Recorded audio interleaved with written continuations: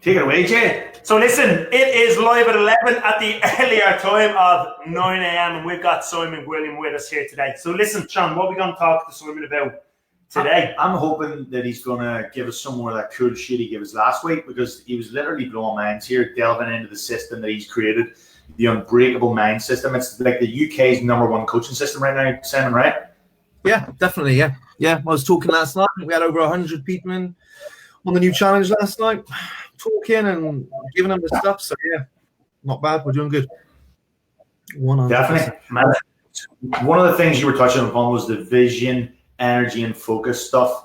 And we were talking through like some of the big problems that trainers face when they're trying to get results with clients. That goes beyond just training programs and nutrition. It goes, like, I suppose everybody calls it mindset, but there's other ways of framing it or questioning it, but everybody understands what we say when we say mindset. Yeah. So are we like this week? Tell us, Simon, what have you got for us? Because we wanted you to come back and delve into some stuff that trainers could actually use to start getting better results in their business, their life, and other areas by using some of the techniques you guys use in the Unbreakable system, right? Yeah. So if you think of last week as like, last week we covered the basic overarching principles, didn't we? You know, like if you've got a vision of the future, you're going to be acting on where you're at. You're going to be acting on the past. You're going to be acting on your circumstance. You're never going to get beyond that. If you're absolutely in survival mode and reactive and procrastinating, all these different things, you're never going to outwork that. You're going to outwork that for so long, you're going to burn out. You're not going to get anywhere. We discussed those things. We discussed the focus, which is ultimately you're never going to outperform your thinking.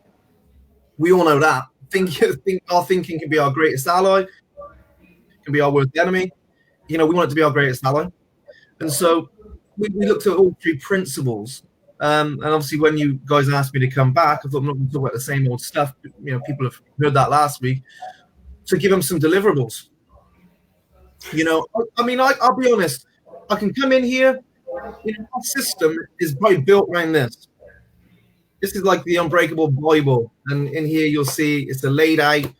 Can I show the guys this? Is that all right? Yeah. So, I'm going to try and get it. System of training. Every day, every week, laid out with some accountability. So our guys, we know exactly what our guys are doing. Where am I trying to look here? It's fucking awkward trying to do it on a screen, huh? It is trying to show it up, yeah. Boom. Accountability, all that stuff. So I can't break that down. We've got a 30-day system. We've got an upgraded system after that. We've got a 90-day sprint system, and we've got a fucking 12-month we call it evolution system. Going through different principles all the time. But what I can do is break down some basic tools that may be basic in delivery, but certainly won't be basic in results, and give you guys in here something to plug in and say, "I fucking do that. I can do that tonight. I can do that tomorrow. I can get people doing that tonight. I can get people doing that tomorrow." So I don't know about you. If does that sound like? Absolutely. Because look, this is something you touched upon last week, which is like a misconception that, oh, you have to be a psychologist if you want to work with somebody here. Like you can't just do this shit. And what you're saying is, no. Just like you can teach somebody how to do a clean and jerk or how to do a kettlebell swing, there's skills that you definitely can use that you don't have to be a psychologist to help people. Yeah. Simon, before you just answer that question, I was just thinking here, for guys who are watching this now or watching this later on today, where can they get the previous video shot? Scroll down through the group. Yep, so it's in the EFPA coaches community if you missed session 1, or it's on the the Elite Fitness Performance Academy Facebook page. Yeah. And YouTube, isn't it? On YouTube, yes. Cool, so guys, listen, check that out. But Simon, back to you, my man. Well, I mean, it's a little bit like thinking, you know, have you been an Olympic champion weightlifter? No. Well, don't be teaching people Olympic weightlifting then. You better not touch them. You better not teach them. That's the logic people use. Oh, I haven't got a degree in psychology, so I can't tell somebody to maybe journal something positive. You know, that's the kind of, you can't play from where you're at. You know, everybody can deliver the knowledge you know and deliver it well. That's what I would say. That's what the best coaches do, man. Yeah, and look, I suppose it's like anything, you know, if somebody comes into the gym and they've got a sore hip, there's certain levels that we can go at as a trainer. And then, I mean, look, if something is over your pay grade, they go to a doctor, they go to a physio. We're not trying to diagnose people, or you're not trying to diagnose people. But again, there's nothing wrong with most people. That's where I suppose the issue is. People think that there's something wrong with them. There's nothing wrong with them. We're all dealing with the same shit, and it's just giving them some tools to cope with it. Yeah, definitely. And I think one thing is, you know, if you mention the word overwhelm, you mention the word, you might be a bit anxious about this, and then everyone bombs in.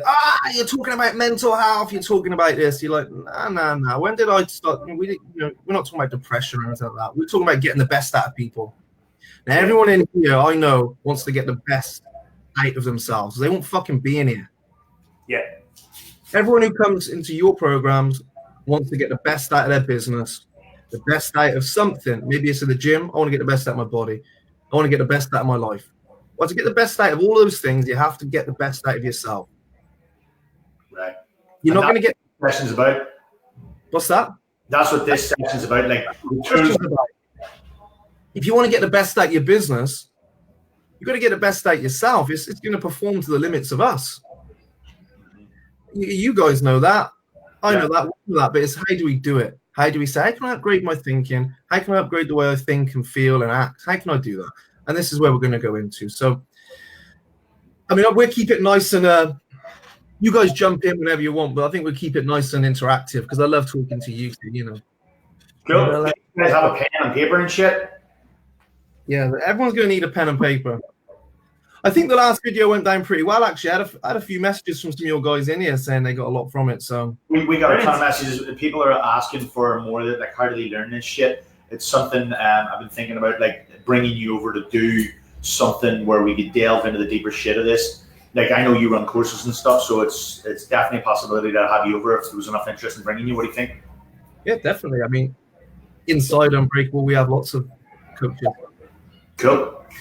Yeah, so guys, obviously underneath this, let us know, show of hands, who's interested in this in terms of delving into this further. And again, we'll definitely get Simon over if there's people expressing an interest in it. 100%, yeah. So, you know, let's start here. I had a client over this week, come over from Manchester or whatever, not over, come down. And we were sat in my house, right? And I'm not going to go through my story, but we were sat in my house and my wife was there.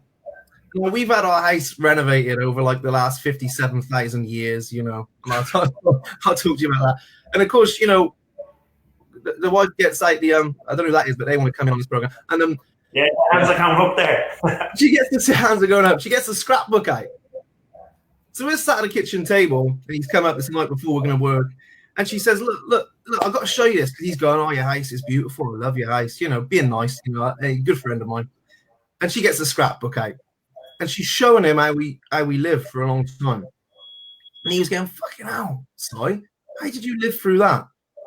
And it reminded me a little bit of how this all started. And this isn't, I'm not going to go from rags to riches, but 7 years ago, I worked in a fucking supermarket, which is nothing wrong with working in a supermarket. But I worked part-time supermarket, part-time boot camp, right? I had a passion for fitness. But that was my limit. I couldn't get beyond that. Bought a house, had to knock it down. That was the idea. Thought, this would be simple. Family of builders. They come here. It's like, mate, this is a mess. Like you need some serious money to put this right. But you know, we bought the house because my wife wanted the house. She loved it, whatever. And we had no money. And I was floating around. And some of the life feeds I was doing were just in bare brick walls. And for about 9 months, even longer the house run, but for 9 months, I remember I never even had a fucking toilet. I'm not even joking. I used to have to go down the village hall to go to the toilet, right? And I had no windows and no doors. And I was in a bad place. I was in a bad place mentally. I wasn't depressed, but I was you're all over the shop thinking I couldn't do my work, couldn't make business work, didn't want to leave my gym job, didn't want to do any of this. And that's how I got into this stuff, because my marriage was falling apart at the time. And I just had no belief to get up and go. And my mate was like, fucking hell, I see you now doing live feeds to 100 people who are paying you, you know, to try, and you've worked with Olympians and world champions, all this shit, you know, and you're traveling about, and I've worked inside some good programs. He said, because he only sees that part, you know, that's how he's met me. He's like, man, I didn't see any of this, like where you were at 5, 6, 7 years ago. And the reason I was at there was not a lack of knowledge. It wasn't a lack of what to do. I kind of knew I had to leave my job. I kind of knew I had to market, but I just couldn't. I never had the confidence. I never had the clarity. I never had the belief to go fucking do those things. And people can keep telling you, you got to do this, you got to do this, you got to do this.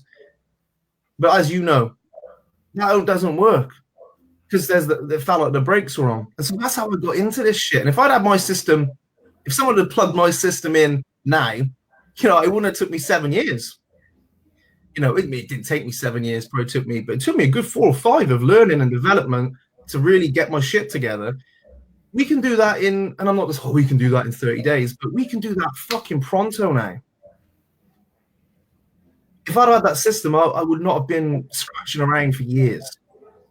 So I tell you that because this system isn't born out of me reading a few fucking books, going on a few, and it's actually born out of real life practice and what worked. And so the number one thing we spoke about was vision. I couldn't see myself being who I am now.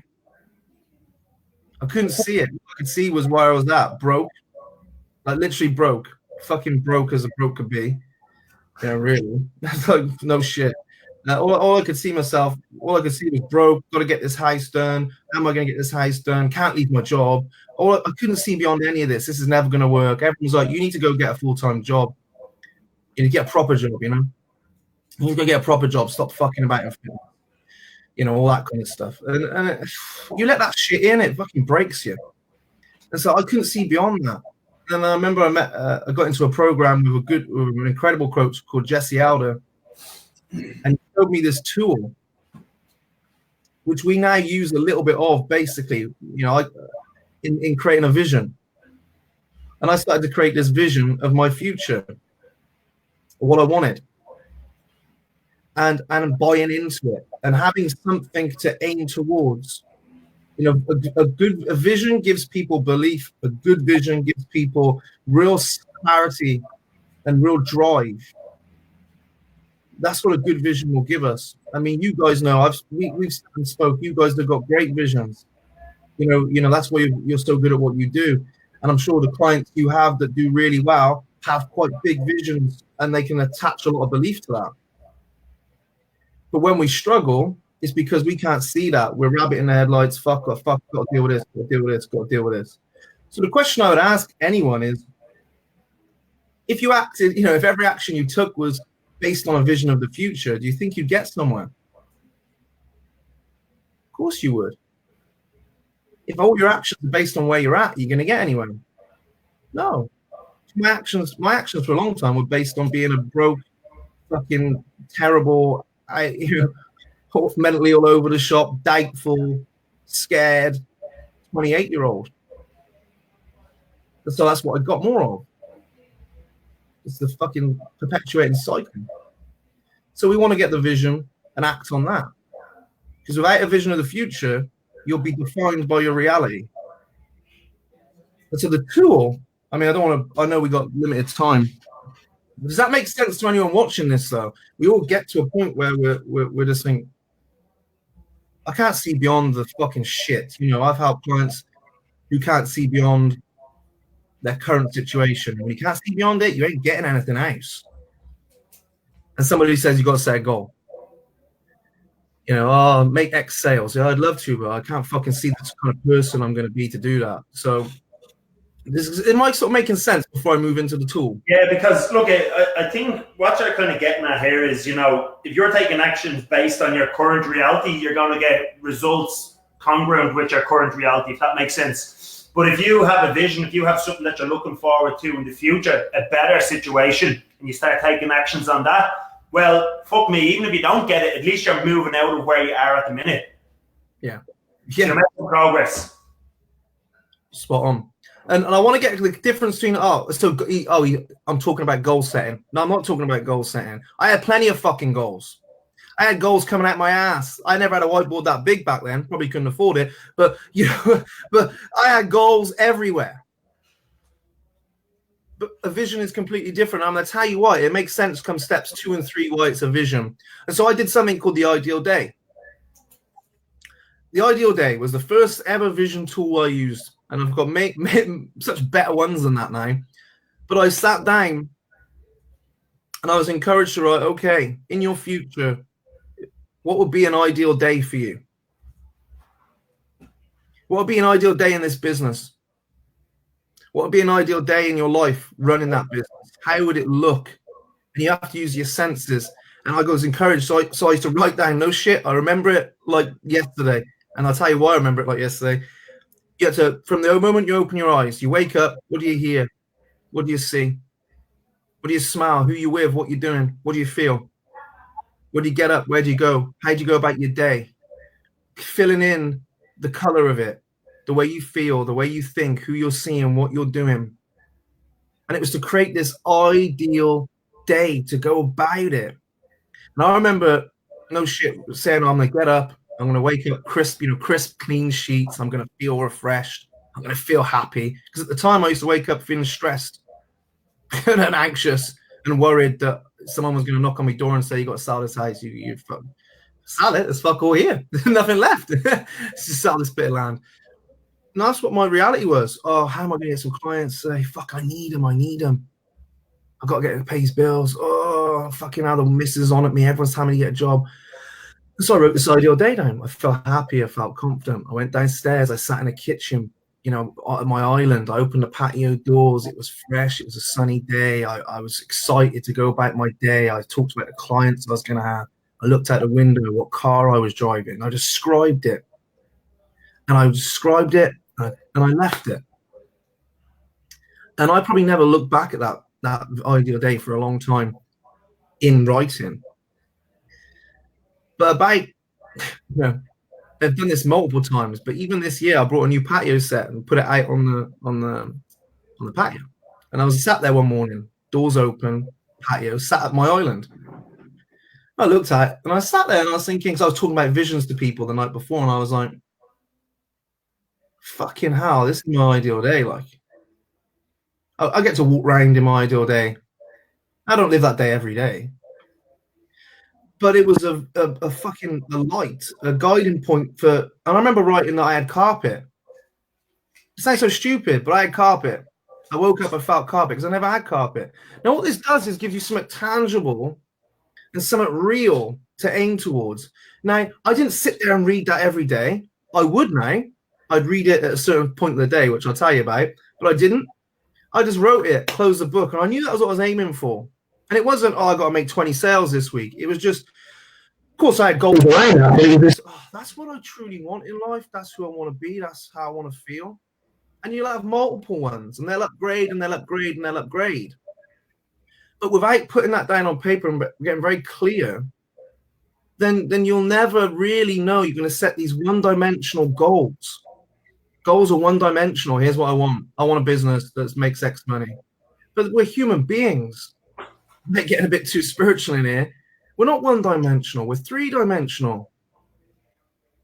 Set three-dimensional goals. Describe what you want, who you're going to be, and why you want it, and feel into that day. This is a day I'm going to live.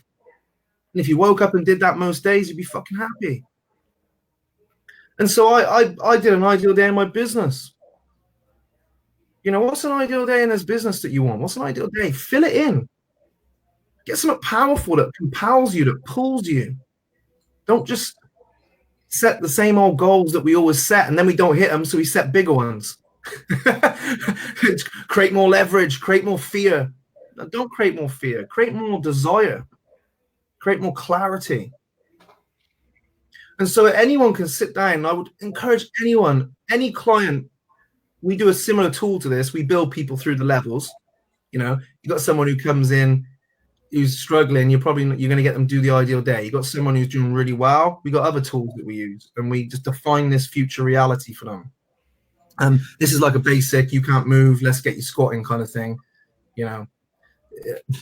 But to start there, it gets you very clear on what you're aiming for. There's a good reason we do it that way, which I'll explain in point 2 and 3. But to start with, just some feedback in here. Does anyone, have you ever heard of it? Have you done that kind of thing? I mean, that's a common-ish tool, but I wanted to keep this basic so someone could just go and write that tonight and be like, fuck it, this is what I want. But you can't be, I got up, I went to work. Now, come on. How did you feel? How did you feel when you woke up? What did you see? What did you smell? You've got to use all your senses. That makes a lot of sense to me, Simon. Like, looking at this, you know me, I'm just a fucking filthy salesman, right? That's just the way my greedy little mind works. But I see this, coaching and sales are very, very similar. And like what you're doing there is like you're painting a picture of the future, you're future pacing the client, but you're doing it in such an emotional way. Now, knowing what I know about sales is just transference of emotion. When somebody feels the way you feel about your certainty to be able to do what your product says it can do, when they feel that too, when you raise their enthusiasm to the point where, fuck, that's when the transaction occurs. You know, they're like, fuck, this is definitely going to work for me. They buy into that vision you painted for the future. Yeah, and here's the second key to this. And I was talking at, I mean, I can say this in here. I used to work inside Unstoppable with Paul, and Paul Moore. I was talking about this at an event. We attach a lot of negative emotions to what we want, and that people don't recognize this. I don't until we actually think about what we want, and we attach a lot of struggle to it, a lot of hard work to it, maybe a lot of I'm gonna have to give up other things. We tend to attach a lot of negative emotion to the process, don't we? You got the woman coming in, the man coming in to get fit. They don't go, oh, it's going to be amazing when I get there. They see the, oh, fucking hell, I got to give this up. You got to train, it's so hard. And what's that do? If someone, look at sales, if somebody comes in and they're like, this is going to be real shit, they probably don't buy it. Yeah, exactly. It's the way we want to feel that drives us. Yeah. Why do I want the car? I mean, that's quite ironic talking to you because, you know, you used to be in cars, but I want the car because it's the way it's going to make me feel. Yeah, yeah. Sales is all emotional, and the problem comes when we try to steer a conversation using logic, but decisions are made based on emotion. I mean, we know this. Like, if you were to read Science and X Start Why, he talks about like the limbic system of the brain, which is actually the thing that controls decision making. Doesn't understand logic or language. It only understands emotion and causes. So by doing things this way, you're getting your subconscious to buy in, which is the part that drives decision making and desire. You're getting your whole subconscious to buy into this fucking thing. Yeah, and logic fucks most people. Yeah. At the start, doesn't it? You know? Oh, we're going to get you here, we're going to get you there. The brain just goes, nah, probably not, because here's where I'm at. Nah, I won't be able to do that. Nah. So you've got to tie emotion in. And we, like I said, we always attach negative emotions to things. You know, if I come in to buy a car and I attach all the negative emotions to it, how much it's going to cost, what's going to happen, I'm probably not going to buy it. But if I attach all the emotions of me driving around in it, looking like the king dingaling, you know, I'm going to buy it. I mean, well, the roof down.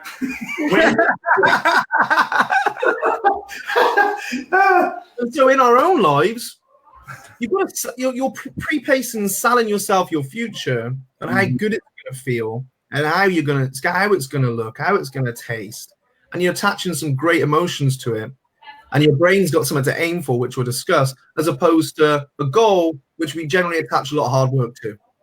And abandon, like goal setters abandon their goals. Yeah. Visionaries don't, because there's something much bigger connecting you to that than just mere logic and figures and numbers that you can go, yeah, it makes sense, but something just doesn't feel right. Yeah. And so this, for you guys in here wanting to improve your businesses, want to improve your mind, create that ideal day, create that vision around it. And you'll create the person in it, which is you and how it looks. And that ultimately is the first step in this system. So what are you thinking, Jay? No, I'm just showing off his biceps. I love it. Now, do you know, a way you're kind of, something that I'm thinking of here, it's you know, the idea of attaching negativity and negative emotions to things, it's really just a reframe in our brain whether something is positive or negative. So how we think about a situation 100% dictates how we feel about the situation. So like what you're saying, and I think if we keep tying this back to health and fitness, everybody can understand it. But it's like you're saying, a lot of people, when they come into us, they're like, I need to give up sweets, chocolate, crisps, takeaways, alcohol. You know, these are the things. So how somebody's framing it in their brain is totally negative. Where if they turned it around, they were thinking to themselves, well, I get to feel more energy, fucking have boners in the morning, blah, blah, blah, blah, blah. All of a sudden, it's like, cool, that's something that I want to do. Yeah. And ultimately, it's a choice. Which way we look at it is 100% a choice, because it's the exact same actions, it's the exact same actual process, but just how we feel or think about it is totally different. Yeah, definitely. And I won't harp on about this point, but it's a bit like I was chatting to the Unstoppable them about giving up smoking. But how do you feel about giving up smoking? Oh man, it's hard. I failed so many times before, and you just think, I've got to though. I've got to give up smoking. I want to be healthier. All of it was not. So I said, how are you going to feel? Do you think when you've given up? When you've given up? I'm going to feel fit. I'm going to feel. What sort of things do you think you'll be able to do now? Oh, I'll be doing this. I'll be doing that. And that's a nicer conversation. People are obsessed with you've got to focus on pain. Pain serves as a push-off point. I'm out of pain. What happens when most people are out of pain? They lose a little bit of weight. They get fit. They make a little bit of money. Oh, I'm out of pain. Stop doing stuff. Drift back to pain. Oh, I've got no money. I need some sales. We've got no clients. Oh, God, I've put some weight back on. Better do something about it. And they just go that. Ding, dong, ding, dong, ding, dong. Pinball all day. All year. Pinballing back and forward. That's somebody who's driven by the pain. You've got to be driven by and pulled by the vision. That's what I would say. We spoke to a guy, he was talking about this before, and the more and more I think about it, I kind of start to see it this way in my mind. And I see motivation, motivation is the initial driver to get somebody to take some sort of action. But at some point in time, your motivation has to switch, and then you've got to leave motivation behind, and it has to turn to inspiration, vision, passion, whatever word you want to put about it. So the way I see it is, did you ever stand with your arse to an open fire? It's like you're cold, you're standing there. Especially if you're wearing a pair of jeans. It's like you're standing there in the fire. This is the equivalent of being fat. I'm fat and fat and fat. And then all of a sudden you heat up and it's like, oh, fuck. And the metal bits get so hot that they burn the asshole off you. You are moving away from that thing like a hot snot. So this is somebody coming in and, their husband has left them and he's gone off with a younger girl. And the woman is overweight and she's like, fuck me, I want to get in shape. And then she loses a certain amount of weight and all of a sudden the pain is gone now because they're not overweight anymore. And then a really good trainer will flip the motivation from away to towards. And they'll start motivating. We're going to do a Spartan race. We're going to do hell and back. We're going to do a photo shoot. And now they're pulling themselves towards it. But then when they've climbed that mountain of the photo shoot or whatever the case may be, it's like, oh, fuck, now what? And it's like what you're saying. If they don't have a vision, if they don't have some sort of passion, ultimately, if they don't change their identity, who is this new person that it's like, let's say me and Sean and you, for example, it's like our identity is we train a few times a week. We eat reasonably well. And that sustains the body that we have and the lifestyle that we want to live. Where the problem with people is that they fall backwards. What was that kind of Greek mythology? Your man pushing the boulder up the hill. And, he's pushing this boulder up the hill. And every time he fucking gets up so far, the boulder rolls back down. And he's in this cycle of boulder up a hill, it rolls down. That's really motivation, isn't it? Yeah, it's definitely. And the prime example of that, so let's use your example. How often does this happen to people? They get to the certain weight and they don't feel any different for it. They can't see themselves as a different person. I always say this to our guys, I've got a mug here. It's got a fucking deer on. That's my identity. This is my identity. Now I can pour in more tea. I've run out. And I can keep pouring. I can pour 2 liters of fucking tea in here if I want. Give me some more tea. But I'll only ever be able to hold that much. I've only ever got the same amount of tea. That's the same with identity. If you see yourself as a business owner only doing so much, I love all the knowledge you like in there. I love everything. But you're only ever going to be that big because you only ever see yourself that big. If you want more results, you've got to get a bigger mug. You got to get one of them big Sports Direct fuckers. You seen them? They got them in Ireland, like 5 litre fucking mug or whatever. You got to get one of them. A big motherfucking vessel. Because you can never outperform how you see yourself. That's why I love Ideal Day, because it takes into account who you are. how you live in. You upgrade yourself.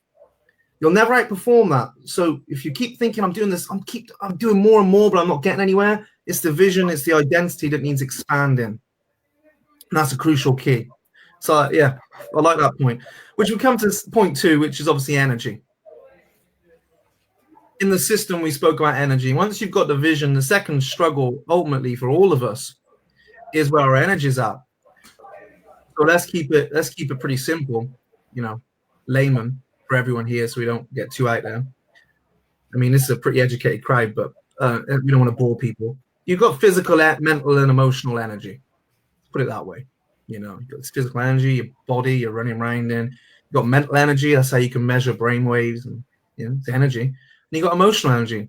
Emotions are emotions. Energy in motion. It's just energy floating around your system. So you got three types of energy system, really, put it that way. And we have a rule in Unbreakable called the highest energy wins. Highest energy wins. Now, I can't take full credit for that, really. As somebody who I worked with a long time back, a little bit, Mike Kempsky, has something called highest energy wins or best energy wins. And it's a bit of a different principle, but ultimately, if you wake up, we all do this, and I used to wake up back in the day in this house, feral, sleeping with like wild birds and hunting buffalo or something like that. Anyway, I wasn't really hunting buffalo. And then you wake up and the highest energy wins, so you open your eyes and the first thing you flip to is fucking hell, what you got to do. So already you're starting the day in this energy of like, oh, shit to do, a bit of overwhelm. We can all relate to that. A bit anxious about some of the stuff we got going on. Oh, I said I'd make that sales call. I probably should train. Fucking hell, I got this going on. And so we have our highest energy at that point is one of maybe stress, maybe one of overwhelm, maybe one of doubt. And the important thing to understand is we are energy ultimately. We're always giving off an energy, aren't we? That's why you vibe with people you don't. That's why you can walk into a room and you're like, what the fuck's up with Jay today? Fucking hell. He's on it, and he doesn't say anything to you. You can just pick it up, and I can, what's up with Si? Fucking hell. He hasn't said anything. You just get the point. He's a bit of a miserable fucker. If you walked into a room, put it the other way, where somebody, it's a good question. I'll answer that in a minute. What if somebody, you walked into a room and somebody just got married? The energy in a room is fucking class, huh? If it's a good wedding, everyone's happy and great. You feel it. Whoa. If you walk into a funeral, you're not going in there, go, whoa. You're like, ooh. Quiet, we judge energy. So highest energy will always win. And you can have the ethos that life is happening to me, and you can be reactionary. So I'll feel all right. I just got to make that call and then I'll feel better. I just got to go and, if I just make those sales, I'll be all right then. I'll get confident. Or if I can just, just sort my missus out or my partner or my husband, if I just get that sorted, then I'll be okay. If I get the kids figured out, I just need to, and we're pushing. We're saying that actually I need this to happen to make me feel better. It doesn't work because your highest energy will always win. You walk into work in a miserable day, you're late, the lights are always turning red on you, you're fucking pissed off, you got some shit on social media, someone's bollocking you about something. You walk into work, all you see is problems. Everyone's a fucking problem at that point. If your highest energy is doubt, you're just going to see more doubt, and we'll cover this in a minute why this is. So we want to raise our energy, and anyone here can start to raise their energy. And I'm not talking highest energy like you got to be running around like woo, woo, woo, hey, highest energy. I'm talking your highest energy will win. It will dictate what you see. It will dictate how you show up. We've all had those times where we feel great. Somebody said, hey, you got out of bed the right side today. You bounced into work, you bounced into your office, you bounced into your sessions, and you just life feels good for no reason, really. Well, we want to be creating our energy all the time. We want to be taking control of that. We want to be creating the highest energy. We want to that's going to propel us to our future, not keep us stuck. And so everything is happening to me, or I'm happening to everything. Garrett J. White said this, but did he really? Somebody probably said it years ago, but he always says, it's not do, have, be. It's not I'm going to do this, then I'm going to have the business, then I'm going to be happy, successful. He said it's be, do, have. I'm going to be successful. I'm going to be confident. I'm going to train this, because this is the important thing to understand. You can. And then I'll do the things required. Then I'll take the steps. And then I'll have the stuff. So highest energy wins is not do, have, be. Just get through me shit, me to-do list. Then I'll have and then I'll be okay. It's actually, I'm going to be the change. I'm going to be the energy that I need. Then I'll do the things, because now I'm coming from a place of power. And then I'll have what I want. The problem is when we put it out there, I need to feel better first, and I just do that, and I'll feel better. And so energy is crucial. And managing your emotional and physical and mental bank accounts is crucial. And so people have morning routines. People have, that's the big thing, isn't it? Who in here has a morning routine? I mean, yeah. Jay doesn't. He's fucking plastic. I know you do, Jay. A thing that I started there recently, I was reading, do you know the book, The Atomic Habit? Yeah. So I was having a look at that, and he spoke about tiny habits. So, BJ Fogg. Well, basically, he has a process, and really what he does is he links a new behavior, a new habit to something that you're already doing. But he makes it so small that it seems nearly, stupid. So it's so easy. So it's basically you fill out a little thing. When I do this, then I'll do this. And then you can keep stacking that up over a period of time. So I kind of gave it a little go, because there was various things that I wanted to do, but for whatever reason, I kept leaving them off and kind of say, I'll meditate later on and that, and it just wasn't getting done. So when I started to stack them this way, it just made things so much easier, because it was like a trigger. When I brush my teeth, then I'll do this. When I do that, then I'll do this. When that's done, then I'll do this. And again, it probably takes 10 minutes, but all the things I've done, as opposed to letting your day take control of you and I'll do it later. Fuck me, later never comes. No, exactly. So we're big on routines. We have loads of different routines, and there's going to be a lot of people in here who probably have some kind of morning routine. If you don't, I can break one down real quickly. Like I said, we have a system for energy. This whole system in here is energy, right? And most days people are going to train. They're going to do something with their nutrition, like hydration. They're going to meditate, which we teach them. They're going to journal, which they follow this system. We have things called ACT and U, like giving and receiving. That's the system. And it's very simple. We have a focus page, and it takes people 10 minutes, but it's laid out for them. Can't break all that down. We teach people that over a course. That's how it works. But we can teach a couple of nighttime. We've got a nighttime ritual and a morning ritual, which is perfect for taking care of these energy accounts. Would that benefit you, do you think, you guys? Yeah, that's kind of very alpha and omega type thing. I like that. So the morning shit and evening shit, like that. Well, let's talk about nighttime. Why have a nighttime ritual? I figured it out. My morning routine used to dig me out of the shit. That was what my morning routine did. It was like I started down here, morning routine got me up to baseline. So why am I waking up feeling cack? It's what's going on the night before. And the night before, generally, all of us are expecting to feel a certain way tomorrow. We're lining up the shit we got to do. I've got that meeting, I fucking got to make them calls. And you start to create a bit of a shitty feeling around it. Then you close your eyes, you go to sleep. Then you wake up and it's there. Well, hey, you're fucking, you predicted the future. Well done. So I used to go to bed expecting all this. I used to wake up and, whoa, I'm right. I'm overwhelmed and frustrated about my life, my business. I've got loads to do. I knew I would. I knew I'd have loads to do. I knew I'd wake up fucking rushing around. Great. I'm right. Fantastic. Do you know what I mean? We do it, don't we? Yeah. And then my morning routine would get me to base level. All right, get my morning base level. So I just started doing the nighttime routine. It took me 10 minutes. And the nighttime routine was for three good reasons. One, to lower my brainwaves to sleep better. The second reason we started doing it was to aim a good intention into tomorrow. And the third reason was to start to finish the day off. And so the day became finished. the brainwaves became lowered, and I actually implied, if I'm so good at predicting what tomorrow's going to be like, why don't I just predict what I want? So I started predicting how I was going to wake up. And all of a sudden, I was waking up better.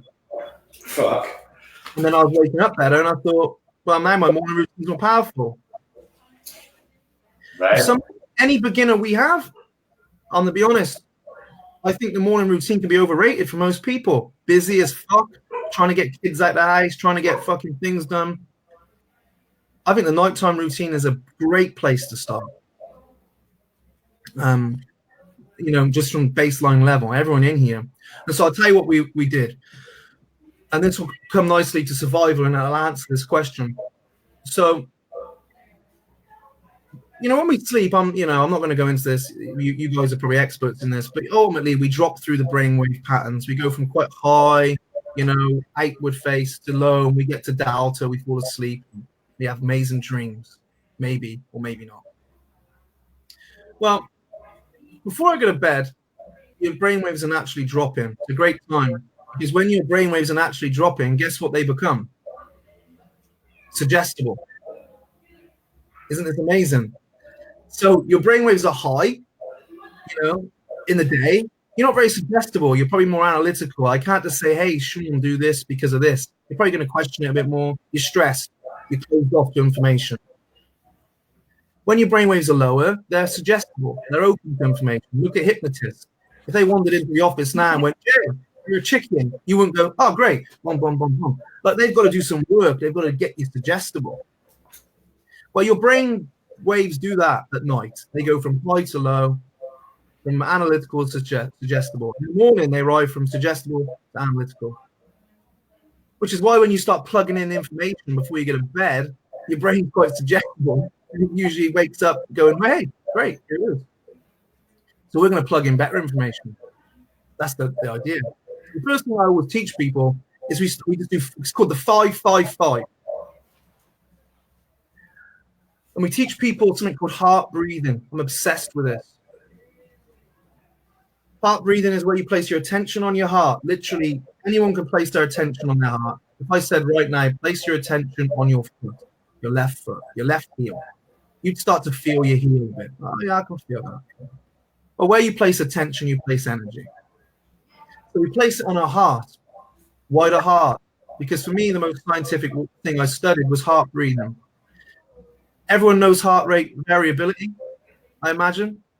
Yep. There's different, rates between each heartbeat. If you've got quite high, if it's quite all over the shop, generally we consider that to be stress patterns, generally in heart coherence. And when your heart is incoherent like that, quite stressed, your brain waves mirror in all the studies they do, and your brain waves become very incoherent. You can't, it's not functioning. High brainwave pattern. And so in the Heart Math Institute, which is where they study the heart intelligence, massive institute, they're like, well, if we can teach you to create a coherent heartbeat, not slow, but coherent, then they found that people's brainwaves became coherent. They became more ordered. They became less reactive. They became out of stress. That was the science behind it. So we started teaching this. I took this on and it changed my game. So I started teaching it to everyone. And it was simply, there's loads of different ways, but at base level, breathe in, hold attention on your heart, breathe in, nice and steady into your heart. And you have to say two key words here in all their studies. In is love, out is calm. You breathe in love, you breathe out calm. Why love? Let's put it this way. When you're in love and you meet someone, you're so present, it's untrue, right? You can't see any wrong with them. You're in the honeymoon period. You're like, I love this person. It's amazing. Maybe you don't love them at all. Maybe it's not, but you're so present. You're not just thinking about anything else. That's my dog fighting another dog. So you breathe in love. You breathe out calm. No force. You're not trying to switch your mind off, empty your thinking. In love, out calm. Always mind on the heart. 5 minutes. You can do less, but 5 minutes. You then get out your journal and you write the 5 best bits of your day and how they made you feel. I made that sale today. I felt successful. Went to the gym today, felt energetic. Now, why how you feel? Because that's why we do anything. You know, just writing wins sometimes. Did this. That's kind of nice, but that's level 1. Move to level 2. Describe how it made you feel. Because when you describe it, you're creating a picture in your mind. That's how, it was great. And when you put the picture in your mind, you release the emotions through your body. Now I'm feeling my wins, not just remember it. I'm feeling my wins now. And then I write 5 ways I want to feel tomorrow. Tomorrow I want to feel energized when I wake up.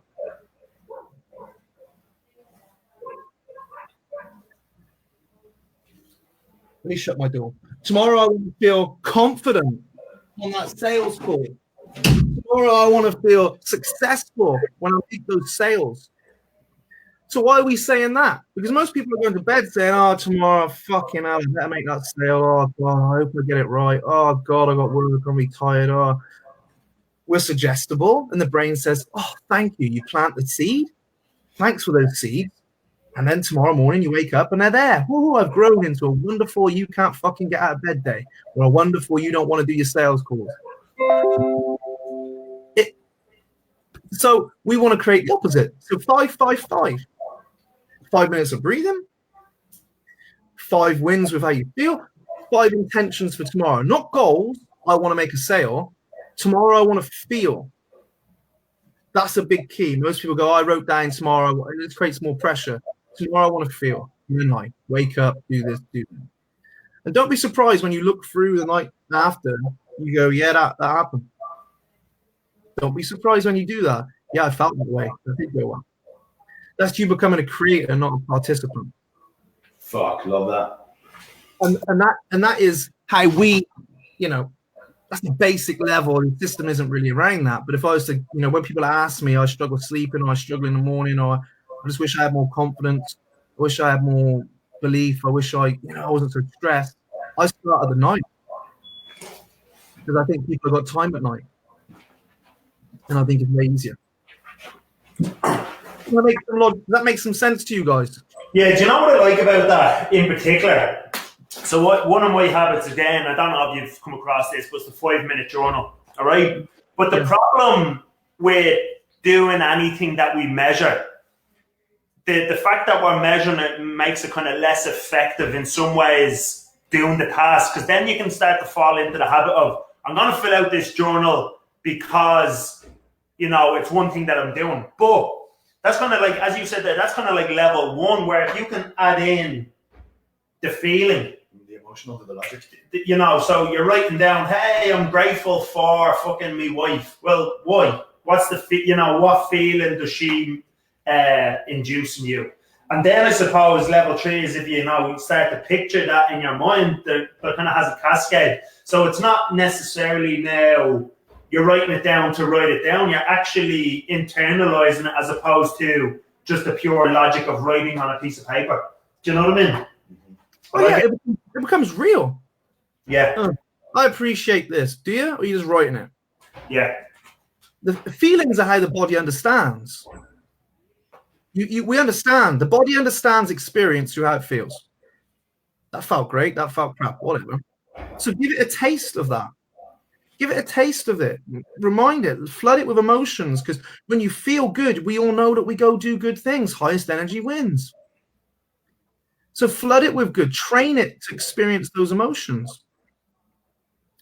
So that's highest energy wins. Nighttime primer. 555. You can do that tonight. You'll have a better day. You may not go from 0 to 100. You'll go from 0 to 5 maybe. But you'll keep making those increments. And that's more than just writing wins, because some clients said write wins. That's feeling the wins. It's getting your brain into a suggestible state. And that's in aiming your intention forwards in a productive way. So I know I haven't got long, but the third thing is focus. You can't outperform your thinking. And I haven't done hard what to show you guys on focus, because we got some pretty great focus tools. We're really kind of, that's our area, the focus stuff. So I just want to answer this question. What if you struggle to visualize an ideal day? Let's say you're healthy, have decent energy levels, but you just don't know what you want. I'm thinking about people that don't know what they want. That can be the biggest hurdle, definitely. You don't know what job you want to do. You don't want to sit around doing nothing. So I like that. In my experience, the reason most of us don't know what we want or think we don't know what we want is because we're in that survival state. All we know is where we're at. Well, I don't want to be overweight, or I don't want this, or I don't. Most of us know what we don't want. We're unable to sort of express what we do. So for me, that's why the first 2 weeks of our program is about getting people out of the survival state, where you just look, you can't see beyond where you're at, and it's opening people up. And step one is heart breathing. Already did that. Get them out of survival daily. We have people that come into us, we don't deal with this, but like, oh, I haven't worked for 9 months because of anxiety. And I'm like, bloody hell, didn't tell me that. Yeah, I'm back at work. Back at work, yeah. No, this happens all the time. What have you been doing? I've just been doing your heart breathing, your journaling. I'm back at work. I feel fine. You know, I'm getting there. I'm getting through it. Well, you haven't worked the night? Yeah, I've been on medication. They don't tell us this when they join. They tell us in their testimonial like 30 days later. You're like, fucking class. And everyone's wandering around in survival. That's why we don't make the sales call. Why we don't do write the copy, make the Facebook post. What if, survival. When you feel good, you do it. So number one, we don't know because we're in survival. And number two, here's a question for you to ask anyone, because it takes the fear out of it. You know, what would you do if you knew it was all going to work out? What would you do if you knew it was going to work out? And if they still say, I don't know, and I've worked with people like that, I generally get them to, you know, write down where they are. So I've asked 3 questions. What's working? What's working for you right now? Well, this is working. What's missing for you right now? Oh, this is missing. What's next? And now I'm guiding them. What's working? What's missing? What's next? So I use 3 or 4 different tasks. Don't get me wrong, I've sat in seminars where people are like, I don't know what I want. And then the person's like, yeah, you do. And they try and spend all this energy working on it with them. You're like, you're wasting your time. The fucker ain't going to answer it properly because he's in survival. He's in front of these people. I don't know what I want. No, I don't know. So you've got to open them up. And I find those questions work really well. What's working in your life? What's missing for you, do you think? People love answering that. Well, I would like more. So what's next? Fill the gaps. I don't know if that helps you, by the way. Yeah, no, it does. Simon, you know, coaching, the way we do it on the floor, it's the first thing we see from somebody who's walked in after a day's work. You know, on our warm-up, the first thing we do with the client is lie them on their backs and do some deep diaphragmatic breathing to get the breathing from here, you know, to fucking start getting into the diaphragm and just bring the stress levels down before you induce more fucking stress training, which is a stress, you know what I mean? So see, like, there's a lot of correlations between that and what you're doing there. And I think the missing link for this person is you need a coach. Like what you did there was you ask the right questions, you facilitate. You know, they do have the answers, they just haven't had the right person who can facilitate or ask the questions that brings them to the realization or the coaching process to get them to the right state. So the missing link is a coaching process that will fit. And also for us, you know, so I'm not really obsessed. Someone comes in, they don't know what they want yet. All right. You know, in about 30 days, you will know what you want because you'll feel pretty good about yourself. So you're going to know what you want at that point. Yeah. I'm trying to obsess over it. So the third thing, and I'll be 5 minutes here. We want to create some kind of focus. We know that we can't outperform our thinking. And let's just look at this. There's a base thing, you know, reticular. Everyone kind of has heard roughly about what's called the reticular activation system. Is people talk about it a lot. It's that, to keep it real basic, it's like how you filter information into your brain is how I usually look at it. So you can't take in all this information today that I'm giving you or on your Facebook feed. So your brain kind of filters that, you know, and it filters it based on its preferences. So I generally hear what I want to hear. You know, when you say something to someone, you think, I said all that, and you only heard that, you know. How did you only hear that? Because they heard what they want to agree with. You can say, if someone feels shit about themselves and you give them loads of good feedback, and then you say, you probably could do a bit better on, what do you mean? They hear that. So you filter information based on how you're thinking, how you're feeling, what you believe, ultimately. And you just filter it in, and you find shit you agree with. And so the great thing about that system is, you can train that. You can train that. And so if I've got a system that's not working for me and it's filtering my life in a way that makes me feel bad, well, why don't I create a filter that makes it feel good? Why don't I start to change my filter? So I can start filtering information in based on what I want. And there's only two ways the brain learns, ultimately: hypnosis, repetition. How did you learn? How do you learn how to drive a car? Nobody hypnotized you. You just got up and you kept doing it until you got it. How do you learn how to drill a squat? You just keep getting people to squat with good technique until they just don't have to think about it. You get to that point where you don't think about it anymore. You just squat. You get to that point where you don't think about so much the script anymore, because you just know what to say. I mean, you still got one, but it's internalized. It's become part of your system. And so we train thinking every day in Unbreakable. We don't talk about thinking. We don't just read about thinking, read something motivational. I'm going to train my thinking every day because I know I can change it. I know I can train to think better. We do it through meditation. I can't explain that on here. It'll take forever. We do it through repetition. Repetition. Pen and fucking paper. Pen and paper. When you get a pen out and you get paper, your brain slows down. That's why we love lists. Every fucker loves a list when they're stressed. Why?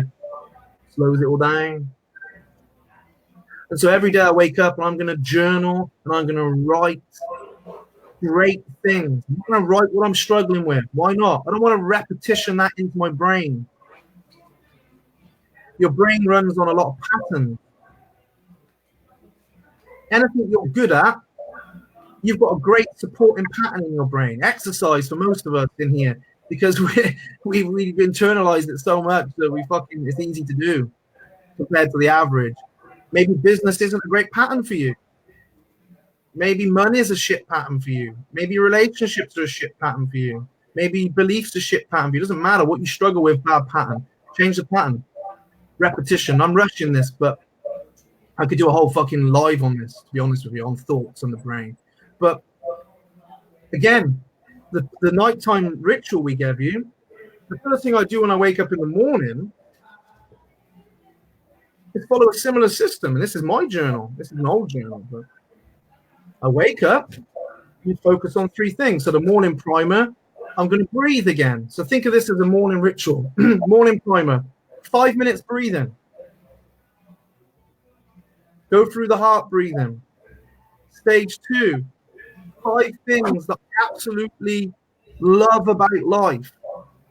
Now, there'll be people go, I don't love nothing about life. Well, you've got to find something. That's just your system convincing you to have nothing to appreciate. And that's why you got to train. People say, I struggle to write. Yeah. It's a bit like training. You're struggling. You got to get better. You need to get better. So I write down every day, I appreciate. And I write down why, how it makes me feel. I appreciate my wife because, no, I appreciate. 3 to 5 things. So I'm taking my brainwaves, life's so hard. Okay, I've got all this. This is feeling good. Breathing all the time. The second step is I write down my intentions for the day, like I did last night. Today I want to feel. Oh, I did that last night. Oh, well, I went and trained in the gym on Monday. Does that mean I don't train for the rest of the week? Does that mean, I train Monday, fuck the week off, I train Monday? No, I train, I want the result, so I keep training. So I write down exactly my intentions for that day. And this is basic. We have a different journal for the morning, but I want to keep this basic. And I'll always write down what my best bits of yesterday were and how they made me feel. So 5 minutes breathing, and I'm going to give you a little hack here. I hate that word. 5 things I love and why. 5 things about the way I want to feel today. And sometimes 5 things about yesterday. And throughout all of this, I maintain my breathing. So So I don't just breathe and then go, oh, breathing done, journal. I keep breathing through the heart while I'm doing it. Keep the brain, keep it in a good state. And then I start breathing, you'd be fucked otherwise. Yeah. and then we keep breathing and I read back through it. Because most people do this. I better get my journaling done this morning. You know, I better fucking get it done. Do I write it down? Anyway, I gotta go. I'm off. I'm fucking busy. So it's like, what the fuck was that about? That was pointless. And we all do it. You've got to make a change in your state. So breathe, journal and breathe. Read back through it. Might take you 10 minutes, this. But now I've changed my state. I've shifted my focus. Rather than just doing, well, fucking Jay and Sean said I better journal. I fucking, oh, come on. Hey, I've got shit to do. Well, that was beneficial. Yeah, that's what it can become. I mean, we've all of us here have been in programs kind of like that, where it's like you're just doing a thing to get a point or to score a point, and then it becomes another chore. You're not actually getting any of the benefits associated with doing the task properly. Yeah, the intention is wrong, isn't it? Yeah. The intent, like, it's like going, again, we'll bring it back to the gym. It's like, we always say this, it's like the most important thing for people when they walk through the door of the gym is their intention for that 45 minutes or an hour. So are they coming in just to move away from point A to point B, or have they got an intention that they want to improve? And in order to improve, they've got to have ownership of what they're doing. Because you can go through motions in a training session. Fuck me, you can just grab the 5s and up and down, do fucking 10, and it's off we go. Tick the box, did my squats. Yeah, we're all shite, but I did them. And it's quality of practice. Yes. I've been learning piano this year. Every time I go back and I've just been doing what I want, my piano teacher, she's funny as fuck. She's like, you've been practicing on your own? I was like, yeah.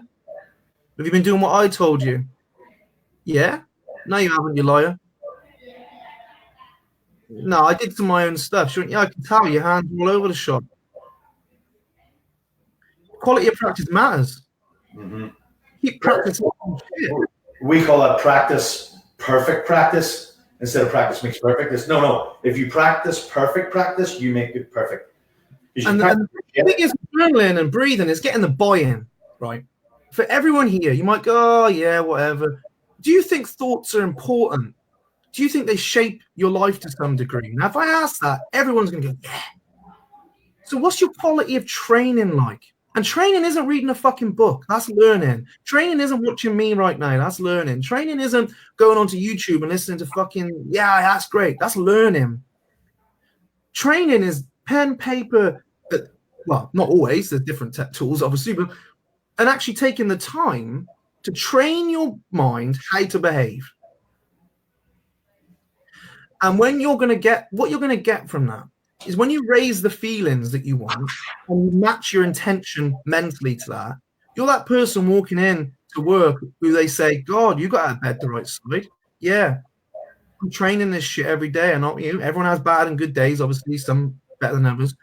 But taking control of your energy and your focus is fucking critical. I've never worked with anyone. And just to finish off, people say, how do you work with, like, you know, ex-world champions? How are you guiding someone through a 6 million business sale? I'm like, I'm not guiding them through practically. They know what to do. They've got people who coach them for that. I keep them in a good place. I keep training them to stay in a good place, mentally and emotionally. And so who wins? You've got two identical athletes, two identical business owners, two identical people, identical in skill set. Who wins now? The person who's in a good fucking place wins. The person who's good here, who's good emotion. That's who wins. There's plenty of knowledgeable trainers out there that your guys can piss all over just by getting up and being in a good place. Same knowledge. And that's why I believe that ultimately this sets people apart. We can all go and learn the certifications for our skills and be as good as people. But then what separates us? The person who's got the mindset and the skill set. The vision, the energy, and the focus, isn't it? That's what separates them, vision, energy, and focus. Yeah. If they've got a passionate vision and they are matching an energy to that vision, which is why it's so important, and I haven't been able to cover that, but maybe we will one day, and then you're focusing on that vision and you have the ability to train your attention to that vision, then you're going to be greater than your reality every day. That's the important thing. Most people focus is on what's not working. It's got to be on your vision. It's got to be on the good things. Most people's energy is on being dictated by everyone else. No, you dictate your energy. Most people haven't got a vision. We've got maybe a one-dimensional goal. Match all three, and you're propelled to a better future every time. So that's all I've got. I mean, it's not all I've got, but that's all I've got for this hour. For now, fucking right, Nate. That's been incredible shit. I've got 3 pages of fucking notes here. We love this. I got It's been enjoyable.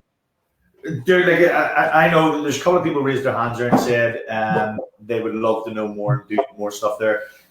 Somebody said there, apologies for turning in, Nate. Will this live be saved? Yes, this is going to be saved. You'll be able to watch this back and see the full answer. But like you said there, Simon, you could even do a full hour just on the focus part. I mean, that's your biggest area, right? Yeah, definitely, yeah.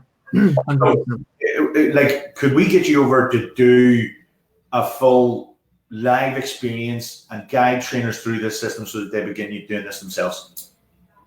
Yeah, definitely. Yeah, we definitely have that conversation. If we got people who say in your groups, it's essentially whatever, all these guys, and you say we want to have someone teach us how to apply it to yourself in depth. Not this has been very surface level, go and do this. If you want to learn this in depth and internalize it for yourself and know how to teach it to someone else, then we can put some on for that. We do that. Yeah, we can put some on for that simply.